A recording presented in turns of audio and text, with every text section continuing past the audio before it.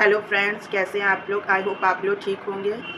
और finally guys, CTET का result out हो गया है और जिन फ्रेंड्स का सीटेट पास हो गया है, बहुत खुशी की बात है। वो अदर एग्ज़ाम की तैयारी कर सकते हैं।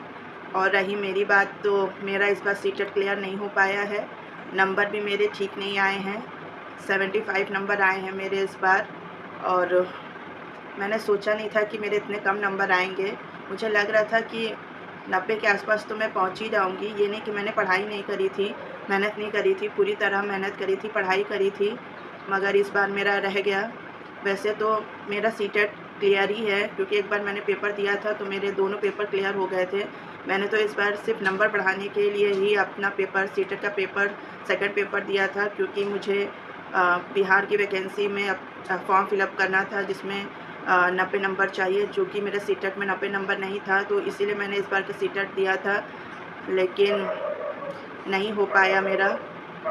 और अब शायद मैं बिहार की वैकेंसी भर भी नहीं पाऊँगी। तो दुःख तो बहुत हो रहा है, बहुत मेहनत करी थी। कहीं न कहीं गलती मेरी है, क्योंकि जब मैंने पेपर दिया था तभी मुझे कुछ अंदाज़ा हो गया था कि मेरा पेपर उतना बढ़िया नहीं गया है। क्योंकि जानते हैं गाइस, क्योंकि सीडीपी करने में मुझे 1 घंटा लग गया था। 1 घंटा, जबकि सीडीपी करने में मुझे 1 घंटा नहीं लगाना चाहिए था। 1 घंटा मुझे सीडीपी करने में लग गया था। फिर मैंने सोशल साइंस किए 60 क्वेश्चन, और मेरे पास लैंग्वेज फर्स्ट और लैंग्वेज सेकंड करने का बिल्कुल भी टाइम नहीं मिला था। ना मैं ठीक से पैसेज ही पढ़ पाई, ना ठीक से मैं क्वेश्चन ही को पढ़ पाई। अगर मेरे पास कुछ टाइम ज़्यादा होता, मैंने मैनेज किया होता, तो शायद जो नंबर मेरे 15 नंबर कम रह गए हैं, शायद वो लैंग्वेज से कवर हो जाते हैं। क्योंकि ना मुझे टाइम, एक तो टाइम जा रहा था, उसका प्रेशर था, और फिर मुझे पैसे समझ में भी नहीं आ रहे थे। तो यही लगता है कि मेरा लैंग्वेज फ़र्स्ट और लैंग्वेज सेकंड जो है, उसमें नंबर अगर मेरे आ जाते तो शायद इस बार मेरा सीटा क्लियर हो जाता और मैं बिहार की वैकेंसी आती तो भर सकती। लेकिन अब क्या कर सकते हैं, अब नहीं आया है।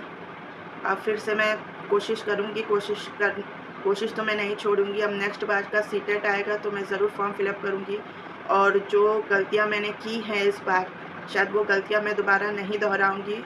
और मैं कोशिश करूँगी इस बार कि अगर मैंने सीटेट का पेपर दिया है तो मैं कोशिश करूँगी कि मैं सीडीपी को कम से कम समय में कर सकूँ, उसके 30 क्वेश्चन। उसके बाद मैं लैंग्वेज फर्स्ट और लैंग्वेज सेकंड के क्वेश्चन को अटेम्प्ट करूँगी, क्योंकि उसमें जो पैसेज होता है उसी के 7-8 क्वेश्चन होते हैं।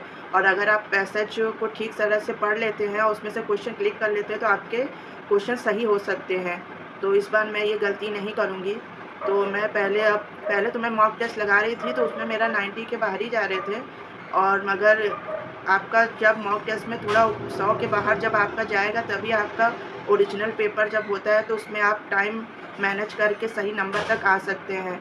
जब 100, 120, 130 आपका मॉक टेस्ट में जाएगा, तब आप जब पेपर फेस करेंगे ओरिजिनल, तब आपका 90 तक पहुंच पाएगा।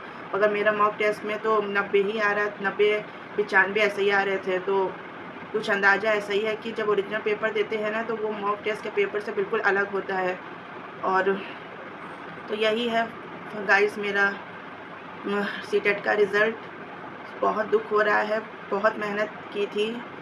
फिर नेक्स्ट टाइम फिर से मैं सीटेट भरूँगी तो ये जो गलतियाँ हैं वो मैं दोबारा ना करूँ, और कोशिश करूँगी कि और बेहतर तैयारी कर सकूँ, और टाइम मैनेज मैं बहुत बेहतरीन तरीके से कर सकूँ, जिससे मुझे लैंग्वेज फ़र्स्ट और लैंग्वेज सेकंड करने के लिए टाइम मिल जाए, क्वेश्चन पढ़ने का टाइम मिल जाए, पैसेज करने का टाइम मिल जाए।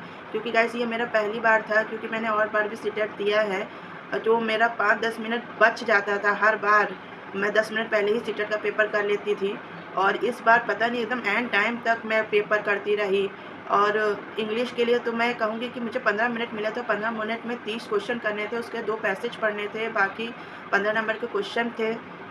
तो समझ में भी नहीं आ रहा था पैसेज मुझे, ना क्वेश्चन समझ में आ रहा था, बस मैंने ऐसे ही क्लिक कर दिया था। तो ऐसे क्लिक नहीं करना चाहिए था मुझे, क्वेश्चन को सही से पढ़ना चाहिए था, बट टाइम नहीं था। पर अब क्या कर सकते हैं। तो यही मेरा रिज़ल्ट है। तो आप भी बताइएगा कि आपका रिज़ल्ट क्या हुआ, आप सीटेट क्लियर हो गया है कि नहीं, आपके कितने नंबर हैं सीटेट में, और आपके हर सब्जेक्ट में कितने नंबर है, ये भी बताइएगा। और आप जिनका पास हो गया वो नेक्स्ट एग्ज़ाम की तैयारी करें, और मैं तो अब फिर से अपने सीटेट एग्ज़ाम में जुट जाऊंगी, और वही मेरा नेक्स्ट प्लान है अब सीटेट को पास करने का। मैंने सोचा नहीं था कि ऐसा होगा, पर हो गया है। दुखी तो बहुत हूँ, लेकिन क्या करें, अब जो होना था सो हो गया। तो गाइस आप लोग भी बताइएगा कि आप लोग का पेपर कैसा गया और आप पास हैं और आपके कितने नंबर हैं, कमेंट में ज़रूर बताइएगा। तो ये था मेरा सीटेट का रिज़ल्ट। तो गाइस फिर मिलती हूँ मैं आपको नेक्स्ट वीडियो में, तब तक के लिए बाय बाय।